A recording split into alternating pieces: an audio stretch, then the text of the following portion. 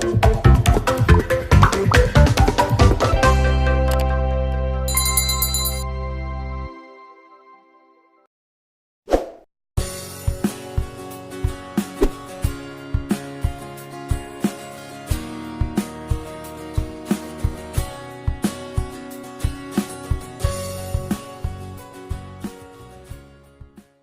वालेकुम dear students, कैसे हैं आप सब लोग।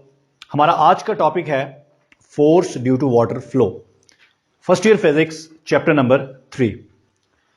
तो सबसे पहले यहां आपको एक हॉरिजॉन्टल पाइप नजर आ रहा है, ठीक है। इस हॉरिजॉन्टल पाइप में ये वाटर मॉलिक्यूल्स हैं जो फ्लो कर रहे हैं। तो फॉर सिंप्लिसिटी हम ये कंसिडर कर लेते हैं कि एक सिंगल मॉलिक्यूल जो है वाटर का, ये इस तरह से मूव कर रहा है कि इसका मोशन इस वॉल के परपेंडिकुलर है, यानी कि ये वॉल है और ये इसका मोशन है परपेंडिकुलर टू दिस वॉल। इस मॉलिक्यूल की, इस वाटर मॉलिक्यूल की जो इनिशियल वेलोसिटी है वो v है, और इस वॉल से कोलिजन के बाद ये रेस्ट में आ जाता है।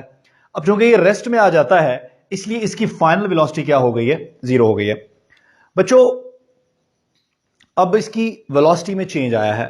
इनिशियली जब इसने स्टार्ट किया था तो इसकी कुछ ना कुछ वेलोसिटी थी, लेकिन अब आफ्टर कोलिजन विद वॉल इसकी वेलोसिटी 0 हो गई है। अब वेलोसिटी चेंज हुई है, इट मींस के इसके मोमेंटम में भी चेंज आया है। अब इसके मोमेंटम में कितना चेंज आया है we can find with the help of Newton second law. अब according to Newton second law जो फोर्स है that is equal to rate of change of momentum. तो अब इस मॉलिक्यूल के मोमेंटम में जो चेंज आया है उस चेंज की वजह ये फोर्स है। अब हमने देखना है कि ये फोर्स कहां से आ रही है, क्योंकि इसका कोलिजन हुआ है वॉल के साथ, इस पाइप की वॉल के साथ। तो इसका मतलब है कि इस पाइप की वॉल ने इस पर फोर्स लगाई है जिसकी वजह से इस वाटर मॉलिक्यूल की मोमेंटम में, इसकी वेलोसिटी में चेंज आया है। तो हम वो फोर्स भी निकालते हैं और चेंज इन मोमेंटम भी निकालते हैं। तो पहले हम निकाल लेते हैं जी चेंज इन मोमेंटम। बच्चों चेंज इन मोमेंटम होता है final momentum minus initial momentum. अब इसकी जो फाइनल वेलोसिटी है ये 0 है, क्योंकि ये वॉल से कोलिजन के बाद रेस्ट में आ गया था। अगर फाइनल वेलोसिटी 0 है तो इसका फाइनल मोमेंटम भी क्या हो जाएगा, इसका फाइनल मोमेंटम भी 0 हो जाएगा, और इनिशियल मोमेंटम इसका mvi है। बच्चों vi इसकी जो इनिशियल वेलोसिटी है वो v के बराबर है, तो हमारे पास ये रिलेशन बन जाएगा -mv। तो चेंज इन मोमेंटम जो है ये हमारे पास आ गया -mv। इसको हम यहां इक्वेशन 1 में पुट कर देंगे तो हमारे पास फोर्स क्या आ जाएगी, हमारे पास फोर्स बराबर आ गई चेंज इन मोमेंटम, वो किसके बराबर है, -mv के बराबर है, और नीचे हमारे पास डिनोमिनेटर में क्या है, टाइम। तो बच्चों ये वो फोर्स है जो वॉल ने अप्लाई की इस मॉलिक्यूल के ऊपर, जिसकी वजह से इस मॉलिक्यूल के मोमेंटम में चेंज आया। अब according to Newton third law every action has a reaction. अब अगर वॉल ने ये फोर्स लगाई है मॉलिक्यूल पर तो रिएक्शन में ये मॉलिक्यूल भी इस वॉल पर फोर्स लगा रहा है। अब वो फोर्स कितनी है हम उसको भी कैलकुलेट कर लेते हैं जी।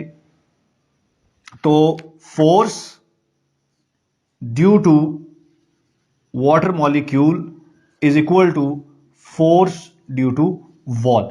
तो ये दोनों फोर्सेस शुड बी इक्वल, ये दोनों फोर्सेस इक्वल होनी चाहिए, लेकिन चूंकि दोनों की डायरेक्शन ऑपोजिट है, आप देख रहे हैं कि वॉल की जो फोर्स है वो इस डायरेक्शन में है, लेकिन वाटर मॉलिक्यूल की फोर्स किस डायरेक्शन में होगी, उसकी ऑपोजिट डायरेक्शन में, इसलिए यहां पर साथ क्या आएगा, माइनस आएगा। तो force due to water molecule अगर हम इसको मैग्नीट्यूड फॉर्म में लिखें तो ये हमारे पास आएगा माइनस, और जो फोर्स ड्यू टू वॉल है वो किसके बराबर है, वो है जी -mv/t। तो बच्चों ये माइनस माइनस क्या हो जाएगा, प्लस। तो force due to water molecules is equal to mv/t। तो इसका मतलब है कि वो तमाम वाटर मॉलिक्यूल्स जो इस वॉल के साथ कोलिजन कर रहे हैं, जो perpendicular to the wall move कर रहे हैं, उनकी वजह से इस वॉल पर एक फोर्स लगेगी जिसे हम कहते हैं force due to water flow, और ये उसका रिलेशन है that is equal to mv/t। या इसको हम यूं भी कह सकते हैं force is equal to m/t into v। ठीक है जी। तो ये m/t क्या है, flow rate, multiply by velocity. तो जितने वाटर मॉलिक्यूल्स फ्लो कर रहे हैं उनका फ्लो रेट जो है उसको अगर हम उनकी वेलोसिटी से मल्टीप्लाई करें तो ये बराबर आएगा force due to water flow. तो इसके साथ ही हमारा टॉपिक कंप्लीट हो गया। अगर आपके जहन में कोई क्वेश्चन है, अभी तक कोई बात आपको समझ नहीं आई है, तो अपना फीडबैक जरूर दीजिए, नीचे कमेंट सेक्शन में कमेंट कीजिए। Thank you, Allah Hafiz.